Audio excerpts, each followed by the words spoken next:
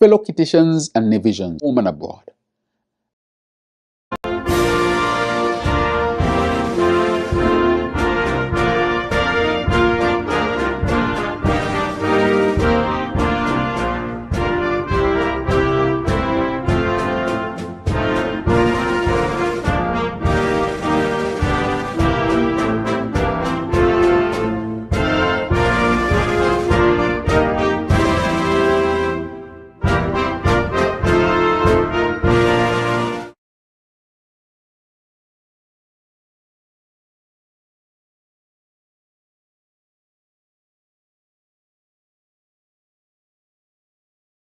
Fellow Kititians and Nevisians, home and abroad, and all those who have chosen our beloved Federation as your home.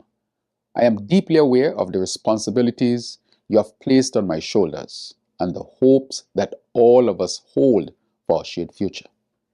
Every village, every street, every home, every citizen, every resident, from each end of our twin islands, has a role to play in the nation we are building together.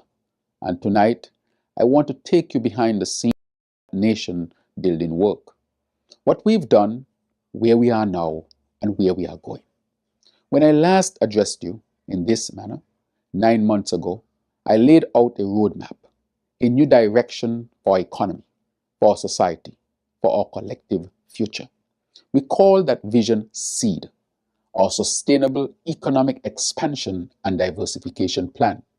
It marked a deliberate shift away from an overdependence on citizenship toward a model that emphasizes production, equity, opportunity, and resilience. SEED was never about slogans or campaigns. It is about delivering economic growth that includes all of us, regardless of our backgrounds, last names, chosen professions, or political interests. But even SEED fits within something greater. Our broader mission is the Sustainable Island State Agenda, or what we now refer to simply as CISA. This is our blueprint for a 21st century St. Kitts and Nevis, one that is innovative, inclusive, environmentally responsible, and people-centered. Many have asked, what is CISA really about? And I welcome that question because the answer speaks to the heart of our national transformation. CISA is not just about solar panels or recycling bins. It is not only about clean energy or climate resilience, though those matter greatly. CISA is about people. It is about placing citizens at the center of development. It is about jobs for our youth, support for our farmers, better schools for our children, digital access for every family, and clean water, energy, and healthcare for every household, and opportunity to build generational wealth. It is about expanding opportunities across every constituency and across every community. It is a framework designed to fuel true economic independence, secure wide-reaching social justice, and grounded in national pride. CISA is built on 7 foundational pillars: energy transition, water security, food security, sustainable industries, sustainable settlements, circular economy, health and social protection. Each pillar supports a critical area of life in our federation, and together they represent the infrastructure of a future-ready nation. CISA is not a marketing strategy. It is not a soundbite. CISA is a serious multi-sector generational commitment, and while the seed in CISA demands time, investment, and collaboration, the fruits are beginning to show. I stand before you tonight to give you a sample of those fruits. What we said, what we would do, we've done. What we said we would start, we started. What we said we would build, we are building. And it is happening not in theory, nor in isolation, but in practice across the Federation. A government earns the confidence of its people by delivering on its word, by turning plans into progress and blueprints into benefits. Since taking office, your government has been steadily doing just that. Let me take you on a journey of progress across the Federation. In my last address, the Bastia desalination plant was in the final pre-construction stages. Today, I am pleased to report that the project is over 75% complete, with scores of local construction workers and equipment operators being the direct beneficiaries of this investment. Once commissioned, within this quarter, the plant will produce up to 2 million gallons of potable water per day, immediately relieving chronic water shortages in Bastia, St. Peter's, and surrounding areas. This project is made possible through a landmark US 10.2 million concessional loan from the Republic of China Taiwan International Cooperation and Development Fund, Taiwan ICDF. What this means in real terms is that many of our citizens will no longer have to ration water. Businesses in the capital will operate without disruption, and for the first time in years, reliable water supply will be a certainty for thousands of residents. Equally symbolic and substantive is the long-awaited reconstruction of the Bastia High School. After many years of delay, negatively impacting the lives of thousands of students, the school is finally rising again on the same historic site. Construction site preparation is well underway, where the school is projected to open its doors to students in 2027. The modern campus will house 32 classrooms, science and IT laboratories, and a 1,200-seat auditorium, a multi-purpose cafeteria, and dedicated spaces for special education and performing arts. Importantly, the new Bastia High School will also be climate smart and disaster resilient, incorporating green building principles. The developer is a Kititian. The hundreds of construction workers will be predominantly local, and the design was heavily influenced by local input. Rest assured that we are committed to our students, our teachers, and the future of education in our capital. At the Joseph N. France General Hospital, we are delivering on another long overdue promise. The Federation's first ever public MRI machine is set to open its doors in 2025. This diagnostic tool will drastically reduce the cost for our citizens and improve our clinical decision making, which will result in better healthcare for our people. No longer will we have to share an MRI machine with our monkey population. This is a major commitment to you, our people, and we are delivering. A few weeks ago, something big happened in St. Kitts. Christophe Harbour Development Company Limited, which is 30% owned by the people of St. Kitts and Nevis, sold the marina at Christophe Harbour to Safe Harbour Marinas, LLC, the largest owner and operator of marinas in the world. Do not let anyone attempt to mislead you. This strategic transaction allows for continued evolution of Christophe Harbour while placing the marina in the hands of a specialized partner with a strong track record in marina operations and waterfront lifestyle. The sale includes the marina assets and operations only. Safe Harbour Marinas plans to immediately start a significant expansion project to accommodate super yachts up to 350 feet in length and will focus on growing yachting and yachting services in St. Kitts and Nevis. We welcome Safe Harbour Marinas and look forward to the opportunities this partnership will unlock, from job creation and tourism growth to enhance global visibility for our federation. This is the type of sustainable development that uplifts our people and strengthens our economy from generations to generations. If you never examined the yachting industry before, do so now. Ask your friends and family from surrounding countries and islands what opportunities there are for small businesses and skilled trade in this industry, so that you too can take advantage of these new opportunities a few miles away at the Southeast Peninsula. I am also thrilled to report that the partnership between the federal government and the Nevis Island Administration to finally bring our geothermal energy potential to life is bearing fruit. With deep earth thermal reservoirs already identified, the international bidding process for drilling of production wells progressed such that bids were opened a few days ago, and 5 internationally recognized firms have submitted proposals. With US 37 million already secured through the Caribbean Development Bank, the Inter-American Development Bank, and the Saudi Fund for Development, we expect drilling to commence in early 2026.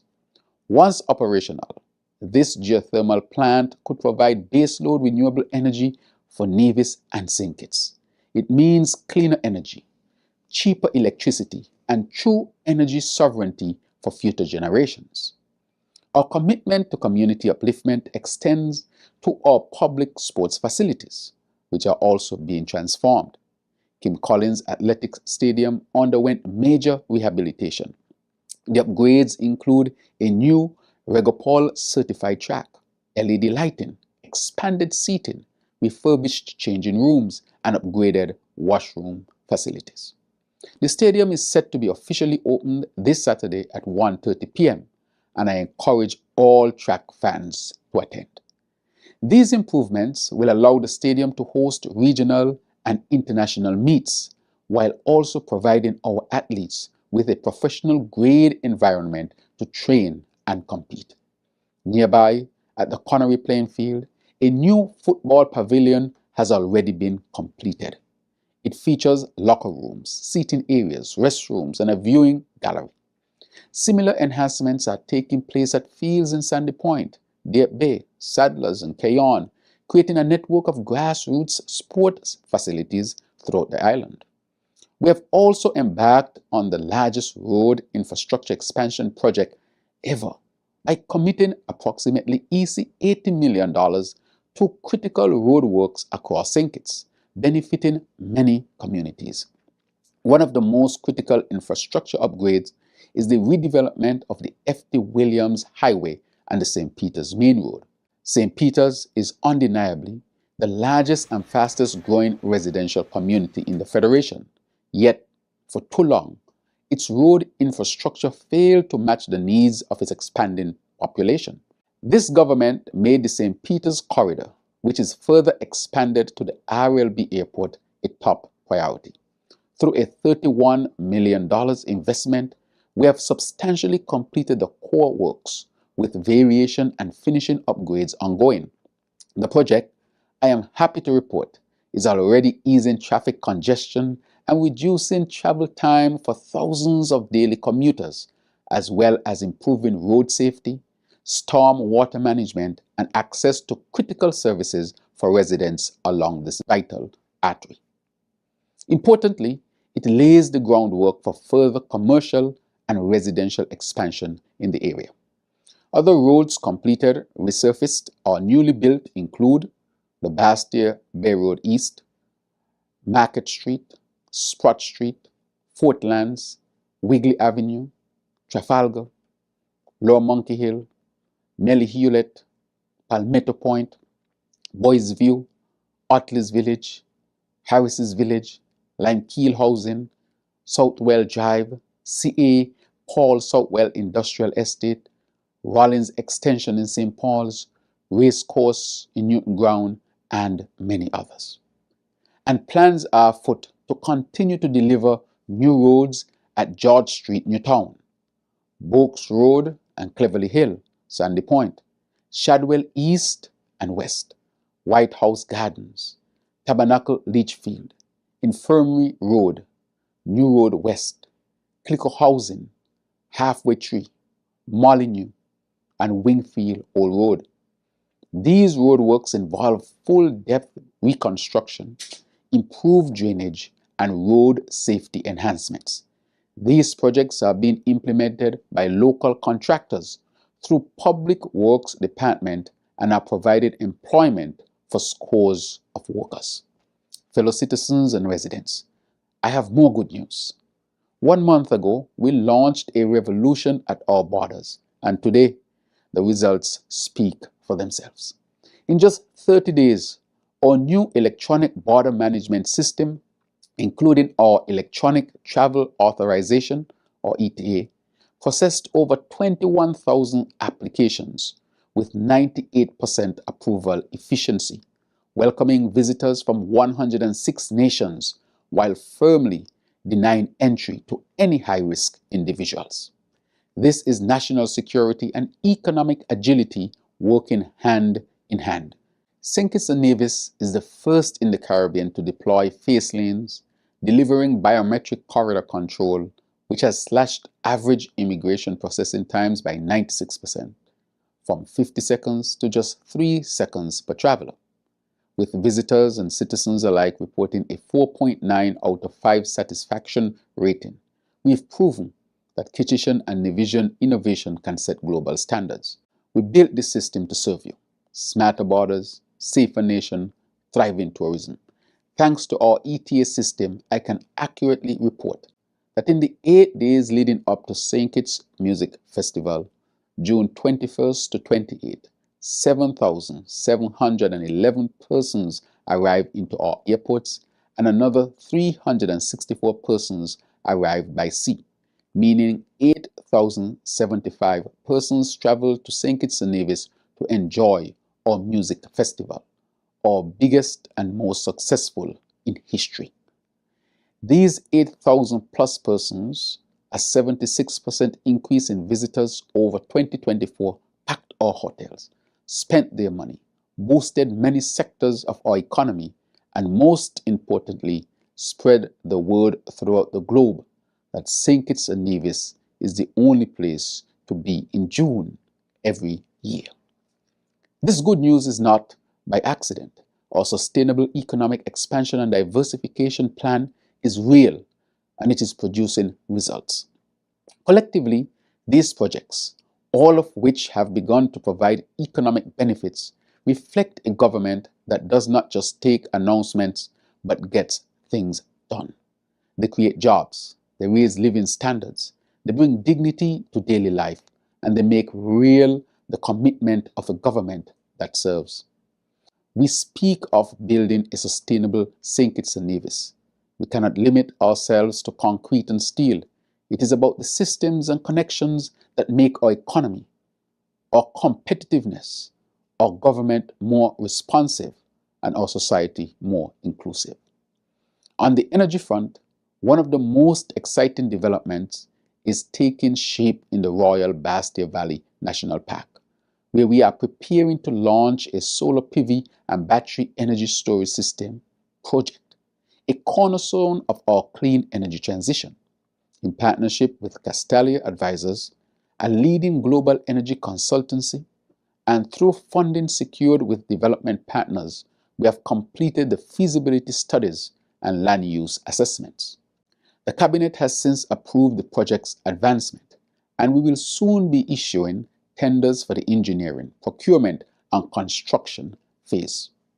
Once operational by late 2026, this solar farm is expected to supply over 30% of the electricity demand on St. Kitts, significantly reducing our dependence on fossil fuels, lowering energy bills, and shrinking our national carbon footprint. Another transformational project, which has advanced steadily, is the upgrade of the Nevis power plant, our primary electricity generation site. In collaboration with the Saudi Fund for Development, we have secured US $40 million to install an 18-megawatt dual fuel generation system. This plant will be able to operate on diesel and natural gas, giving us fuel flexibility while reducing long-term operating costs. The project is currently in the consultant procurement phase, and construction is expected to begin in early 2026. Once completed in early 2027, the new infrastructure will supply nearly 50% of our national energy demand. This is critical, not just for homes and schools, but also for our industrial base, our health facilities, and our ability to integrate renewable energy sources like solar and geothermal energies. In respect of water security, in May, we launched a groundbreaking initiative to secure sustainable water resources throughout St. Kitts, particularly in the rural communities, where we commenced a semi-airborne drone survey. The survey launched is part of our government's strategic investment in strengthening national water security and identifying new sources of groundwater. The project uses a state-of-the-art method that combines aerial drone technology with ground-based electrodes to collect geophysical data. The goal is to locate viable aquifers and pinpoint precise sites for future groundwater well development outside of Bastia. But modernization doesn't stop at physical infrastructure. Enhancing the ease of doing business in St. Kitts and Nevis is essential to attract investment. We are therefore building a smarter, more efficient government, one that works for you wherever you are, whenever you need it. That transformation begins with our national EID system, developed in collaboration with Cybernetica, the Estonian firm behind the world's most advanced digital government, and supported by Taiwan ICDF. All technical equipment have passed factory acceptance testing in Taiwan and will arrive in St. Kitts and Nevis by October 2025. Installation begins immediately thereafter. In 2026, we expect to issue digital ID cards to over 25,000 citizens, unlocking a new era of secure, convenient access to public services. With your EID, you'll be able to apply for a passport, request a birth certificate, register a business, or pay taxes, all from your phone or computer. No more waiting in lines, no more red tape. Just fast, transparent service. Complementing the EID rollout is our forthcoming national government e-payments platform, developed by the Inland Revenue Department in partnership with the Accountant General's Office, the Ministry of ICT, and supported by legal vetting from the Attorneys General Chambers. This platform will be the digital gateway for paying taxes, renewing licenses, and settling government fees. Phase 1 is already in testing and will be live by mid-2026, making government transactions more accessible to every household and small business in the Federation and our diaspora. To every Kittitian, Nevisian, and cherished resident of our Federation, no country can truly call itself resilient, sovereign, or future-ready unless it can feed itself. This is why food security remains a foundational pillar of our sustainable island state agenda. Perhaps the most visible symbol of this agricultural rebirth is the Tabasco Pepper Project, a groundbreaking partnership between the government of St. Kitts and Nevis and the world-renowned McKinney Company, makers of Tabasco brand pepper sauce. At Foy's Estate in September 2024, the first trial crops were planted. Just 90 days later, the fields were bursting with vibrant red peppers. Following a visit from experts from this company shortly after, they certified that our pepper yield was above standard. More than EC 1.9 million has already been invested into land preparation, equipment, irrigation, and staffing. We have also secured the mill, water pumps, and fencing materials. The next stage involves the transformation of the former Electrofab building at CA Paul Southwell Industrial Park into a dedicated pepper mash processing facility, turning locally grown peppers into export-grade mash to be shipped directly to Louisiana. Importantly, this company provides the seeds at no cost and guarantees the export of 100% of the harvested mash. At Hermitage Estate, over 100 acres of land are being cleared to scale the project. This will create consistent agricultural employment, particularly for those currently enrolled in the Skills Training Empowerment Program STEP. These workers are transitioning into full-time permanent roles in agriculture, moving from short-term public assistance to long-term economic contribution. And this is just one pillar of our agri-revolution. The SKN Seafood Processing Facility is another strategic project poised to create impact.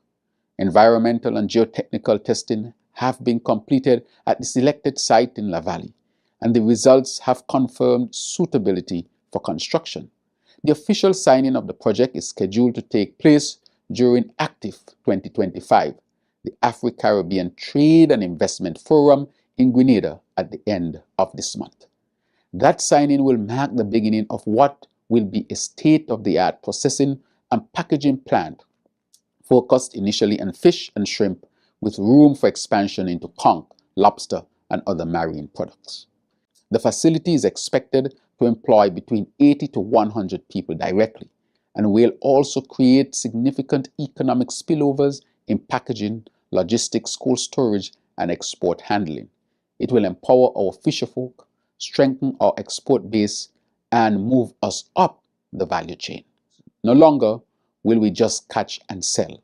We will process, brand, and export products with our own national stamp. Importantly, we are not leaving out our small farmers. Across the Federation, more than 700 farmers have received direct support under the Ministry of Agriculture's Resilience and Recovery Program. These interventions are not one-time handouts. They are part of a comprehensive strategy to increase yields, improve water use efficiency, enhance climate resilience, lower production costs, boost competitiveness. We are also advancing a land use planning strategy, identifying fertile, underutilized government lands and repurposing them for food production. At the same time, we are promoting sustainable agtech, including controlled environment agriculture, hydroponics, and digital farm mapping. According to the latest Ministry of Agriculture data, vegetable production has increased by 17% year over year.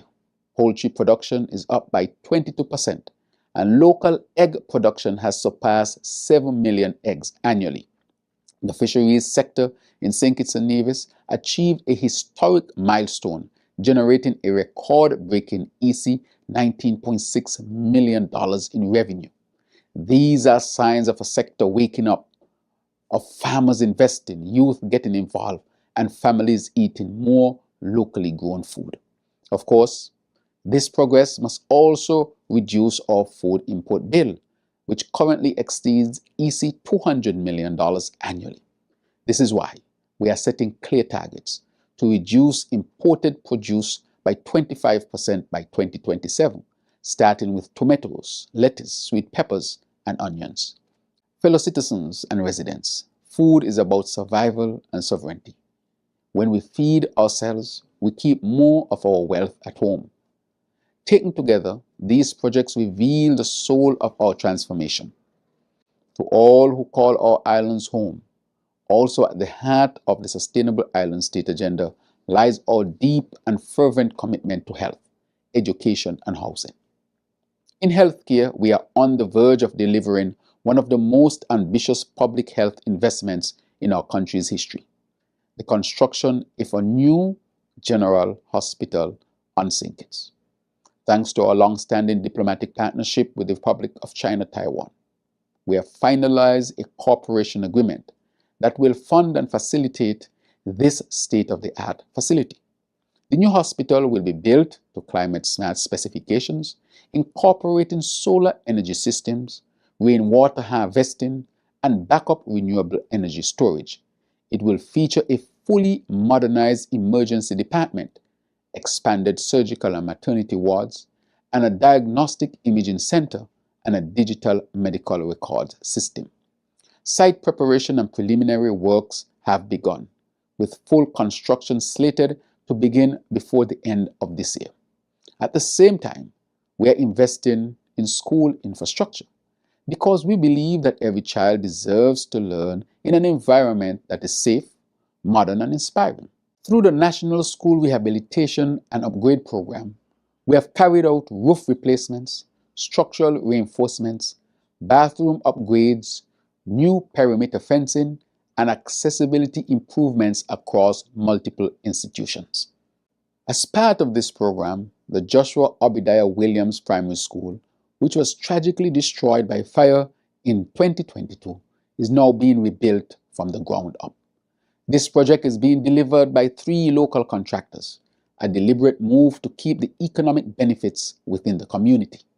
The school will include 8 classrooms, a new library, a computer lab, and an upgraded play area.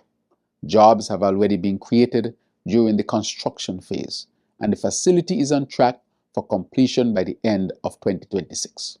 When reopened, it will serve over 120 students and will stand as a proud emblem of local talent and national commitment. Since assuming office, we have delivered 183 housing solutions to families across St. Kitts, each built on the National Housing Corporation's Affordable Homes Program. Another 79 housing solutions are currently under active construction in communities across the island. In addition to these single-family homes, we are also expanding access to affordable housing through cluster apartment developments. At East Street, NHC have built 2 apartment buildings, each with 4 units, one with tenants and the other nearing completion. Over on West Street, a 4-story apartment building with 8 units is under construction, adding much-needed residential capacity in the heart of our capital. NHC is committed to constructing more homes in clusters throughout all the constituencies in St. Kitts. I am pleased to announce for the first time that NHC has secured US $10 million in funding from a CBI public benefactor to continue building affordable housing solutions. These homes will be built by local contractors for those most in need of housing. I am also pleased to report that from my latest discussions with the private developers of the St. Kitts Ritz-Carlton Resort Hotel and Residencies at South Friars Bay, they are on track to start full construction by the end of 2025. The Ritz-Carlton is renowned for providing distinctive luxury and legendary service around the world, and this monumental development signals a new chapter in St. Kitts' evolution as a premier luxury destination in the Caribbean, reinforcing our administration's commitment to economic growth and tourism excellence. This premier hotel development will bring hundreds of jobs to our people during construction and operation. Tourism generally is booming in St. Kitts. There was a healthy increase to 750,000 cruise passengers during the period October 2024 to April 2025, compared to 690,000 in 2024. St. Kitts recorded 61,000 e-arrivals as of April 2025, and a 14% increase over 2024. Quarter 1 2025 visitor spend totaled US $24.3 million. This growth is the result of the collective efforts of the Ministry of Tourism, its sister agencies, and the industry partners, all focused on enhancing the guest experience, improving our port facilities, and ensuring visitor satisfaction and safety. Again, this growth is not by accident. In 2023 and 2024, we negotiated with and welcomed new airlines and new cruise ships. In 2025, we are starting to see the results that benefit the hundreds of local stakeholders in our tourism industry. My dear people of St. Kitts and Nevis, these investments in our nation are not temporary. They are transformational, and they are designed to endure. Young people remain at the heart of our development strategy. Our partnership with Southern University in Louisiana, USA is expanding. This fall, 10 students from St. Kitts and Nevis will depart for Southern to pursue degrees in science, technology, agriculture, business, and public policy. This partnership, which began as a diplomatic initiative, has evolved into a long-term academic pipeline. Equally groundbreaking is our growing collaboration with Germany's technical and vocational education sector. Through a bilateral arrangement with the Embassy of the Federal Republic of Germany and in partnership with technical schools in Hamburg and Berlin, we have created a scholarship and a placement program specifically tailored for young adults pursuing trade certification and apprenticeships. Later this month, 2 young men from St. Kitts and Nevis will depart for Germany, where they will live, study, and train in technical and vocational fields. Additionally, to date, 120 residents have enrolled or completed training in cybersecurity, electric vehicle maintenance certification courses, These programs are being conducted in partnership with local institutions such as CFBC, AVEC, and international consultants with support from the Prime Minister's Office, the Ministry of ICT, and the Department of Energy. In short order, a certification training program will commence in solar PV installation. This is how we are building real pathways to employment. My dear people, our Aspire program is transforming futures. To date, over 5,200 applications have flooded in, a testament to your faith in this vision. We've already seeded 4,000 plus savings accounts with EC $1,000 each, injecting over EC 4 million directly into the dreams of our children. This is the foundation of financial sovereignty. Starting September 1st, 2025, we pilot Aspire's financial literacy curriculum in several primary and secondary schools across both islands, teaching our youth to grow wealth, not just to save it. And early next year, we hope to launch the investment shares component, turning accounts into ownership stakes in our nation's growth. We want every child in our federation to master budgeting, investing, and entrepreneurship. To every parent, guardian, and elder, if you haven't enrolled your child, act now. This is their birthright, a passport to wealth creation and financial independence. Visit aspire.gov.kn and secure their stake in our sustainable island state. Jobs, income, and opportunities. No message of national progress would be complete without addressing the foundation of everyday life: work, wages, and opportunities. This administration is making economic progress visible, practical, and personal. As of July 2025, history has been made for workers across St. Kitts and Nevis. After consultations and careful deliberation, the national minimum wage has been officially increased to EC $12.50 per hour, EC $500 per week, a transformative step in our pursuit of fairness and economic justice.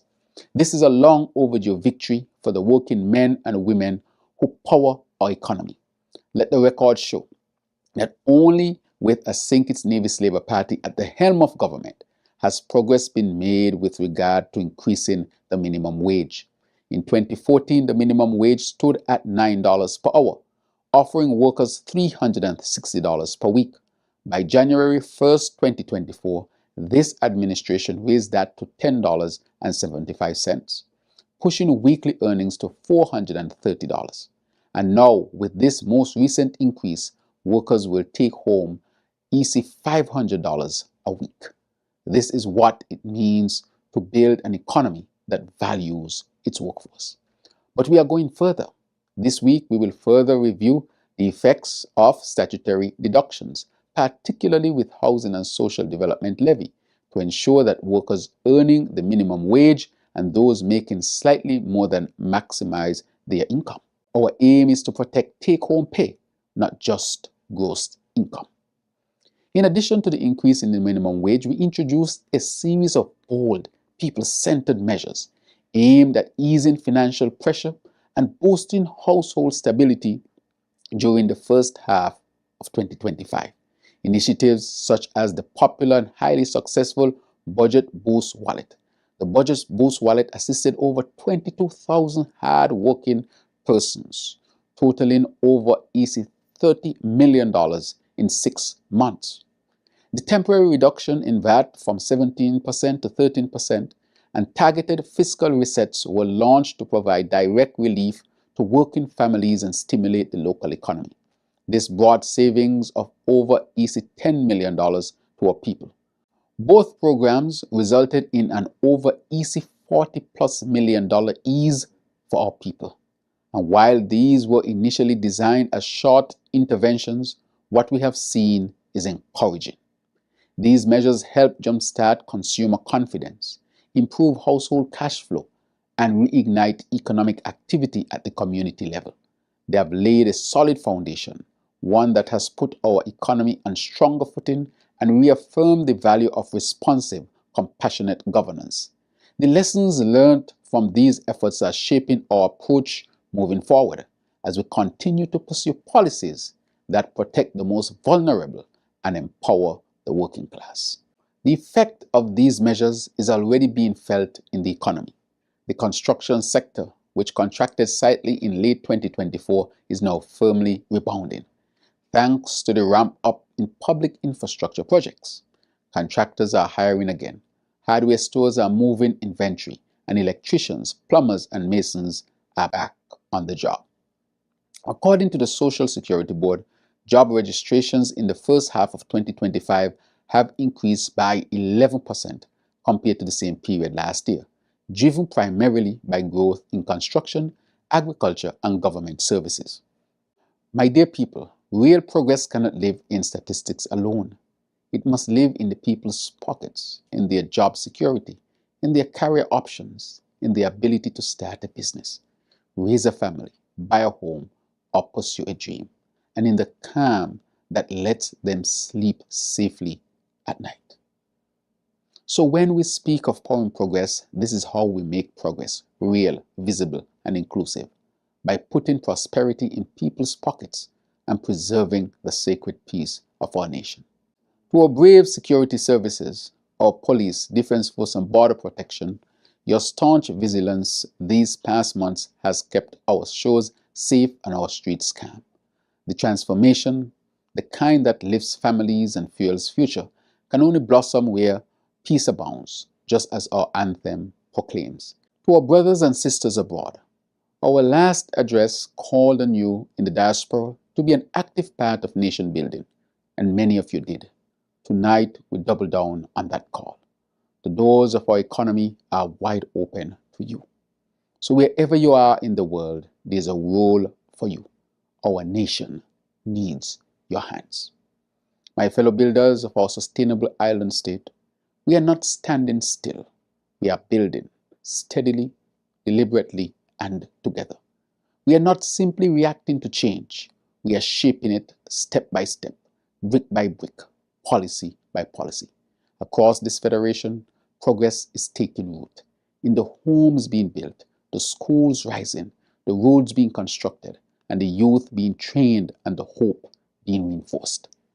Through seed, we planted the vision. Through CISA, we are growing the future. A future where your work is valued, your children are educated in modern classrooms, your family has access to reliable energy, water, healthcare, housing, and opportunity. A future where our country no longer waits for help, but leads with innovation, with purpose, and with pride. None of this is by accident. It is the result of planning, of political will, and of a government that is working for all. And as we move forward, we invite you to stay engaged, to stay hopeful, and to stay committed to the country we are shaping together. I also want to take this moment to thank the members of Cabinet, my dedicated colleagues, for their unwavering support and leadership in advancing our sustainable island state agenda. Their collaboration, insight, and shared commitment have been instrumental in transforming vision into action and ensuring that every decision we make is grounded in the well-being of our people and the long-term resilience of our federation. And to our people, we ask for your continued support in our realization of this grand vision of creating a sustainable island state. Let us not be daunted by how much lies ahead. Let us be motivated by how much is already underway and by the powerful truth that, St. Kitts and Nevis, progress is not a promise waiting to be fulfilled. It is a reality already in motion. This is the Sustainable Island State Agenda. This is transformation you can see. This is your government at work. May God bless each of you, and may He forever bless our beloved Federation. Thank you for listening. Have a pleasant evening.